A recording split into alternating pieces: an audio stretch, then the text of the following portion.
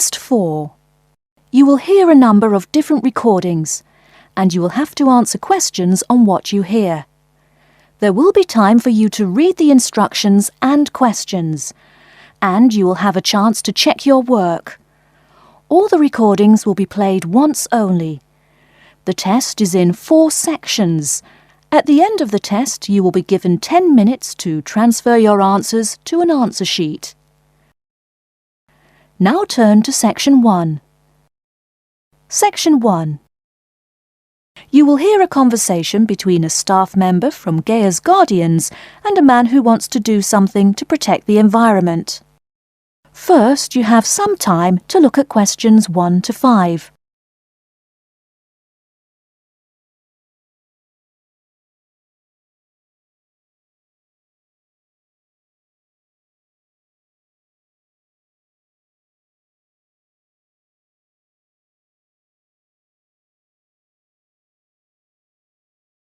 Now we shall begin.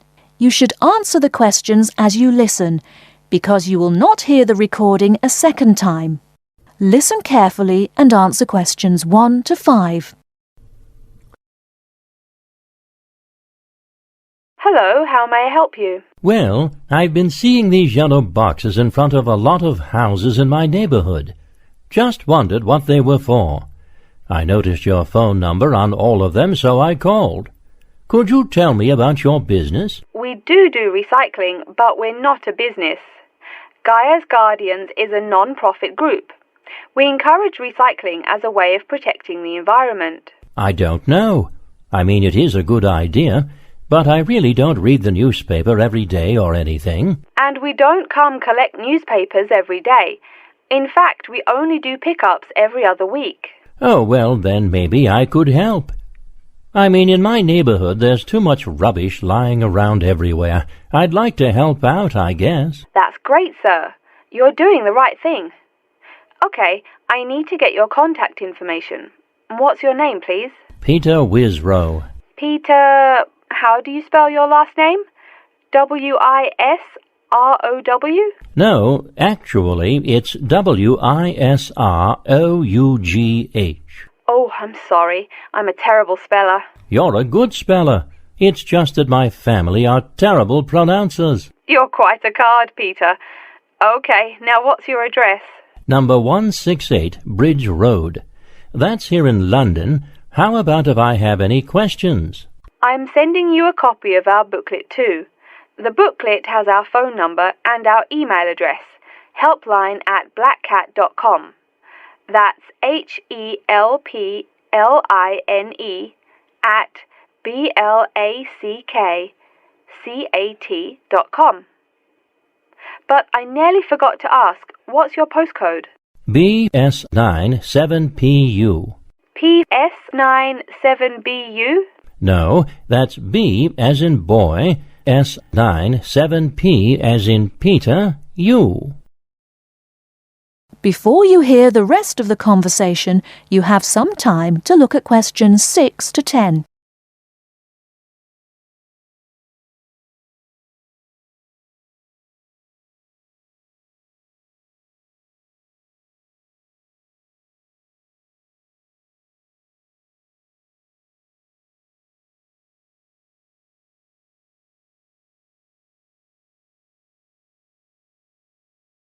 Now listen and answer questions 6 to 10. So I'm guessing those yellow boxes I saw are for recycled newspapers. Yes, that is correct, and it's free of charge. Wow, that's good news. Do you recycle anything besides newspaper? Oh yes, we recycle most everything. Glass, plastic, paper. Oh, so I can put like glass and plastic bottles in the box. Sorry again. Things like that you have to bring to our collection centre. And where is that? Our main centre isn't that far from you. It's actually right on the east side of Central Park. That new blue building? That's the one. Cool. Hey, what's with all those different colored boxes outside that place? Oh, that's for the different materials we recycle. The blue is for metal, the green is for glass and plastics, and the yellow, of course, is for paper. Okay, I'll try and manage to keep all that straight. Oh, no need. They're each labelled. Great. So which one would I put magazines in? Actually, they don't go in any of the bins. Unfortunately, magazines can't be recycled because of the material they're made of. It's such a waste. So, would you be interested in volunteering? I'll think about it. Could you send me some more info? Absolutely. Along with the newspaper box, I'll be sending you our booklet, Savvy. That is SAVVY. It tells you about what you can do to protect the environment in your daily life. Plus, it lists things you can do as a volunteer with our group. Hey, that's cool. Thanks. My pleasure. Do you have any other questions or concerns? Nope, that's it. That is the end of Section 1. You now have half a minute to check your answers.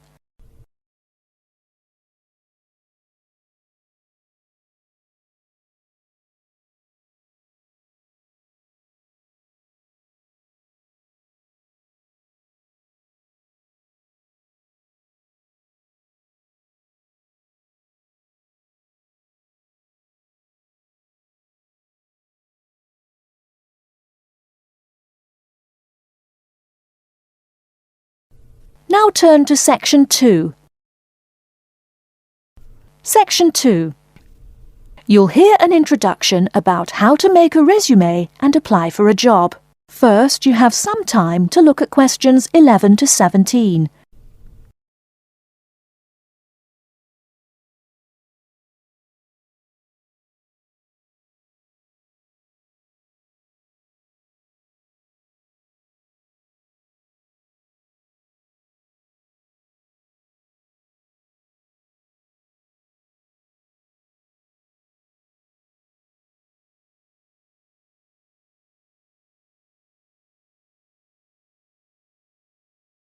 Now, listen carefully and answer questions 11 to 17.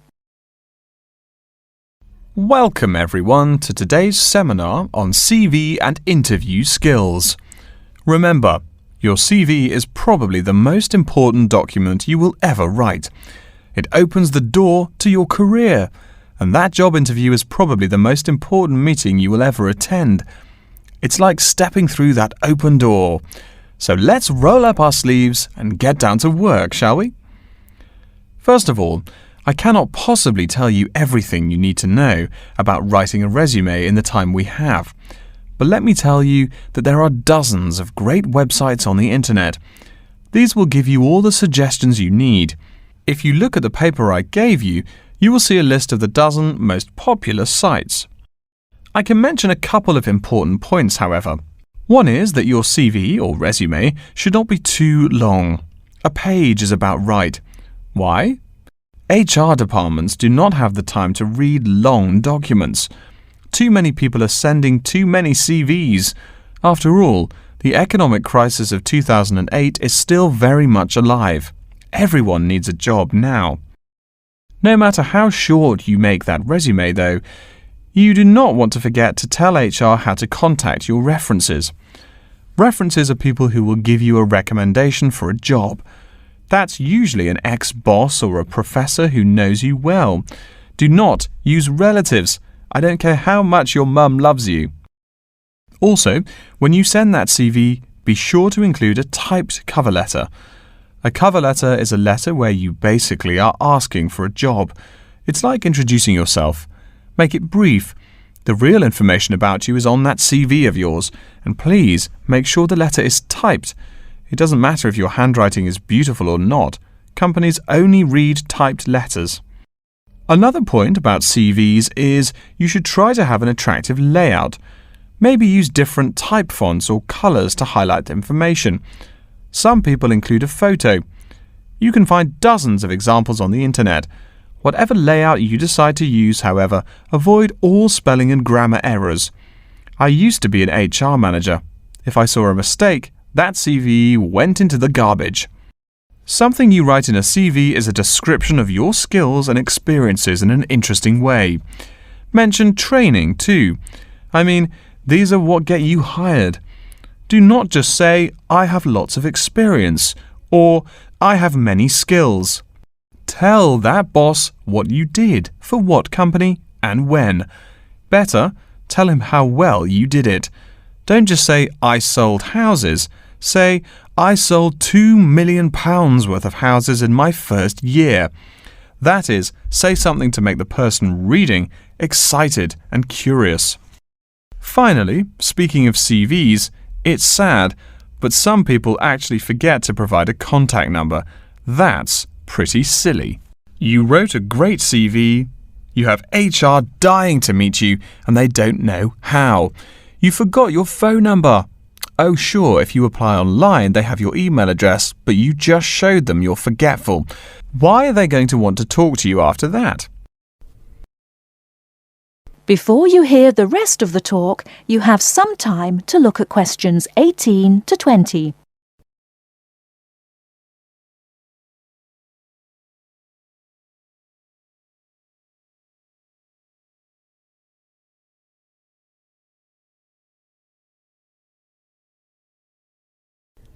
Now listen and answer questions 18 to 20. All right, moving on to the actual interview. I'll go over what you need to know by the end of it and what you can discuss and negotiate on later once it looks like you'll be offered the job. First, there's working hours. It's not that necessary to hammer out the hours off the bat, especially since it's easy to come off as lazy when the first thing you bring up is how much you're going to have to work. You can also find out more about possible promotions later on. It is important, however, to get a feel for how much you'll be paid. You should make sure the salary range is commensurate with what you're worth, and if you're not, you can move on to better opportunities. Being sure you're going to make what you want to live on is much more important than issues like your pension. You're also young, that your pension is not going to matter for quite a long time. You should find out about what skills you must know for the job and what they'll teach you. In addition, if the company will provide training, you should find out how long the training period is and whether it is paid. Beware of any jobs that want you to train for a long time without appropriate compensation. Speaking of compensation, find out about holidays as well. Do you get paid vacation time? Are you allowed to take personal days? Do you have to work on national holidays? Once you work out these main issues, you can move on later to details like the location and expected attire and whatnot. Wow, that's a lot of information. Let's take a break so you can think everything over and ask any questions you may have. Don't hesitate to come and see me if you need any clarification on all this stuff. That is the end of section 2. You now have half a minute to check your answers.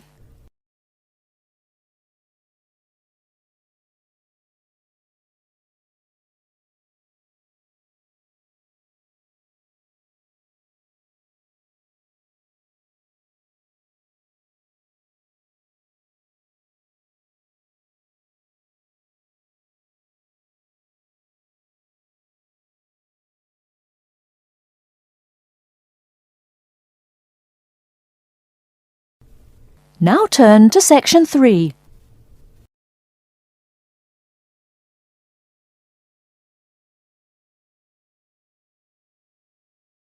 Section 3. You will hear a man called Frank talking to Dr. Lindsay about what he should study if and when he returns for further classes. First, you have some time to look at questions 21 to 25.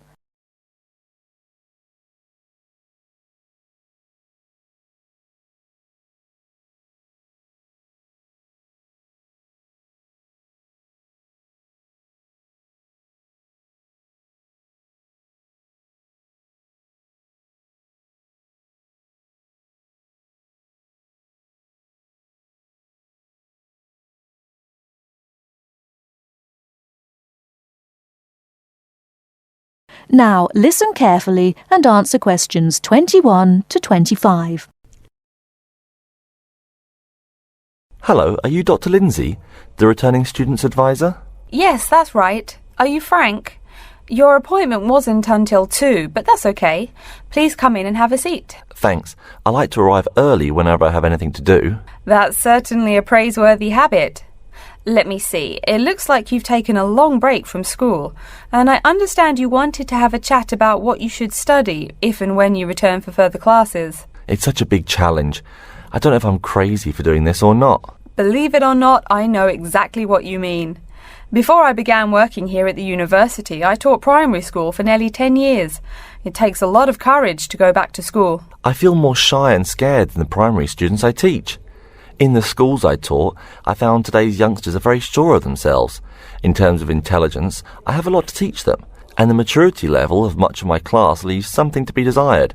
But in terms of confidence, wow, a lot more confident than I am now, that's for sure. Stop fretting. A brave man is a coward who refuses to run. Let's talk about your strong points. You seem an intelligent man. What is it you would like to study? You see, I've been teaching children for a few years, but I think I'm happier teaching adults. I think teaching students in middle school is much more satisfying because they end up being much more grateful for your work. If I may ask, what got you interested in teaching adults? A lot of things, I guess. I met my future wife back in my first year of college. She always complains that I was more interesting then. She says that now I talk like I'm 7 years old. That's probably from being with children all day. Again, I know just what you mean. My husband used to say the same thing about me when I taught kindergarten. Anything else? Well, yes. Fairly often now I run into former students and we talk. Some of them are getting close to being grown up. I guess I think more and more about how people develop over time. So I'm interested in the results of education, the final stages. I see. Well, coming back to the university can be both difficult and very rewarding. There are some problems unique to returning students, older students like yourself. What do you think is your greatest weakness? Well, I actually think my confidence is getting better. I'm definitely overcoming my introversion and starting to be much more comfortable in front of a class. To tell you the truth, I'm afraid I'm rather behind the times about many things. It's more difficult for me to chase after the popular things youngsters are fond of, such as iPhone, Twitter, if you name it. I think I understand. Before you hear the rest of the talk, you have some time to look at questions 26 to 30.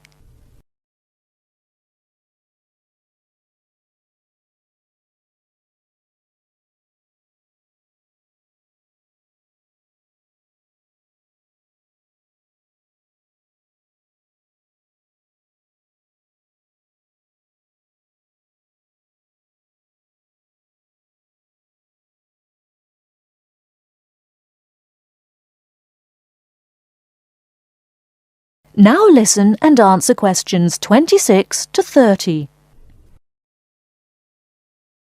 How old are you, 35? People at your age still go back to school for further education. I was a bit the same way. I mean, I didn't study at university till after I had a family, a husband and one child. My point of view was a lot different from your average 18-year-old girls, I can tell you. Gee, that sounds pretty rough. A family and college? Clearly you weren't unsuccessful, though. It was, Frank. It truly was.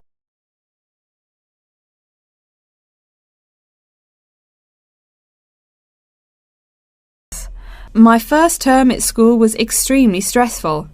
But, excuse me, you're not here to listen to my life story. We're talking about your plans.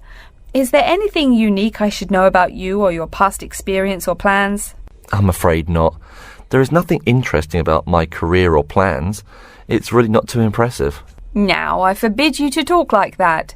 This is your one life, and if you're not interested, why bother living it? Don't be so humble, Frank. Okay. My wife says I'm a wimp. Let's talk about your dreams a bit. You want to teach adults, you said. What would you like to teach them? Well, when I first came to college, I really liked languages and literature. A lot of people have told me that for practical reasons, it would be more rewarding to choose business management as my major. But I made up my mind to study liberal arts once I got the idea of going back to school. I must say it's refreshing to meet someone who knows there's more to an education than computers and finance.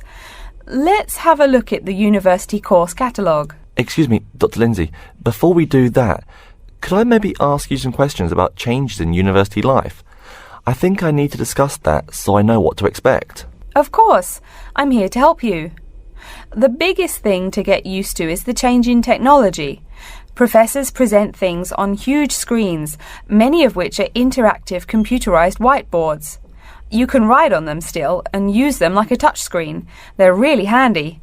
No more sloppy scribbled notes on the projector. Let's see, I doubt you'll be living in student housing, so I won't go into all the improvements there. Another major change that you'll enjoy is the plethora of resources available for students. As a student, you have 24-hour access to the gym and library privileges that include the use of school computers to scan, copy and print. And of course the media library, which contains movies from all genres and most of the movies listed on AFI's top 100 movies of all time. The dining facilities are also not what they used to be. They offer choices for all diets and you can expect a hot meal any time of day. Wow, things really have changed. I'll be sure to utilize all those great facilities in my time here. Thanks for all your help, Dr. Lindsay. I think that's all the questions I have for now. That is the end of Section 3. You now have half a minute to check your answers.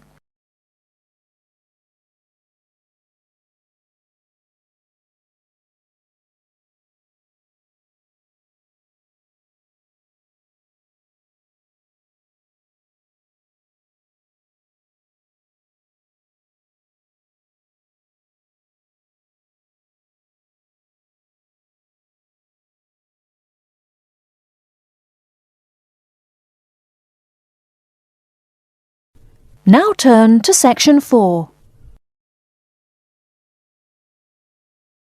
Section 4.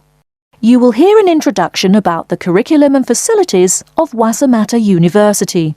First, you have some time to look at questions 31 to 40.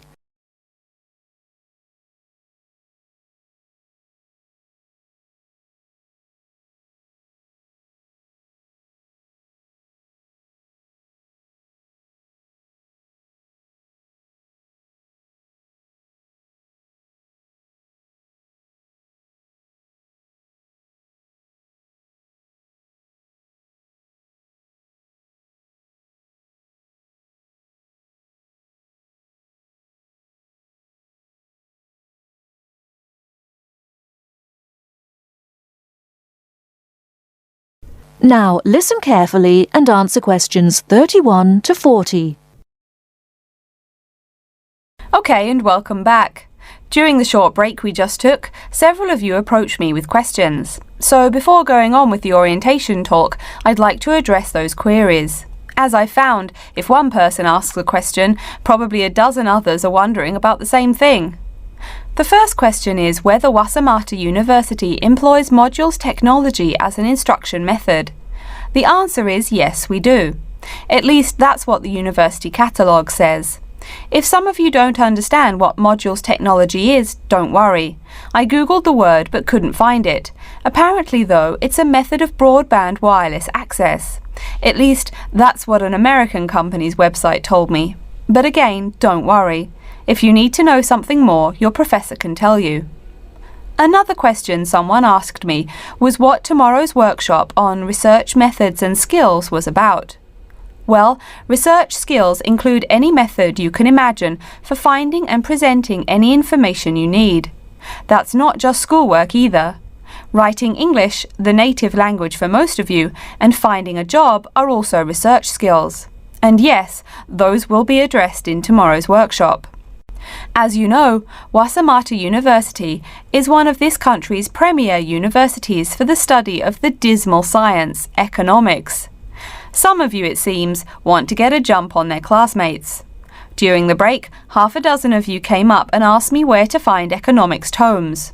I know it's odd, but this school's library holdings are divided up between two libraries. Economics books are in the old library. If you look out of the window behind me, you can see it. It's the red brick building. Oh, before I forget, you economics types also need a lot of math, am I right? Well, those math books are neither in the old library nor in the new one. They can be found in the Math Department building. Why am I telling you this? Doesn't the invisible hand guide economists? Maybe it's good you asked. In 2008, that hand shoved most of the world economy off a cliff, didn't it? Now, I realise that most of you couldn't bring a computer printer or a photocopier from home. So I'm sure you're already wondering where you can copy things like term papers, internet articles, and things like that. I have some good news and some bad news.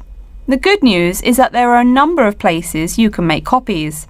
These include both libraries and the Student Union building. Now the bad news. I'm sorry to say, most classroom buildings and academic departments do not have copiers students can use. So most of the large buildings you see around campus do not have copiers for students. The copiers there are reserved for professors and office staff. Oh yes, I nearly forgot to tell you. If you need to have printing done, all the copiers available to students are laser printers. Plus, for your convenience, you can pay using prepaid cards. You can get those in the Student Union building. That just covers the questions put to me. If you have more, please see me during the next break at 2:15. Right now, though, I'd like to start to give you a rundown on the various facilities here on campus. That way you won't get lost so easily in the weeks to come. I've been told that this year's incoming class features a large number of married students and parents. So you must be wondering where to put the baby while you're in class. Okay, right now we're in the Student Union building, right? Remember the big doors in front where you all came in? If you go out of the building, you can see the nursery is just on the other side of this building. It's only about 20 meters away. Convenient, eh? Next, we're all from different places around the country. Some of you are from other countries. That means we're pretty likely to get sick during the first months of school as we expose each other to many new viruses. So where's the doctor? Of course, you need to find the Medical Services Centre, which is on the right as you leave the building. Remember, that's the second building on the right. And if you look out of that window, you can see a lot of antenna and satellite dishes on the roof. So that's what we call the Media Centre. Yeah, I know, I think it's confusing too. The Media Centre is next to the Medical Centre. The chairwoman of the journalism school on the first floor doesn't like it when people who wander in there mistake her for a nurse. Chances are you'll have at least one math class while you're here. That red building there, just outside to the left, is the Math Department building. I know, it looks about as old as the subject of math, but I assure you that the inside is equipped with state-of-the-art classroom equipment, including interactive chalkboards and surround sound in every room. Oh, can you see the back building there? Yes, behind the Media Centre. Quite new, isn't it? That's the new library, just decorated. They're back to back, you might say. If you look just to the left of it at the lower, older-looking building, you'll find the old library. It's nice and quiet, perfect for those marathon study sessions during exam week. Since the weather is so nice, why don't we stop looking at our maps, but go for a walk around the campus? That is the end of section 4. You now have half a minute to check your answers.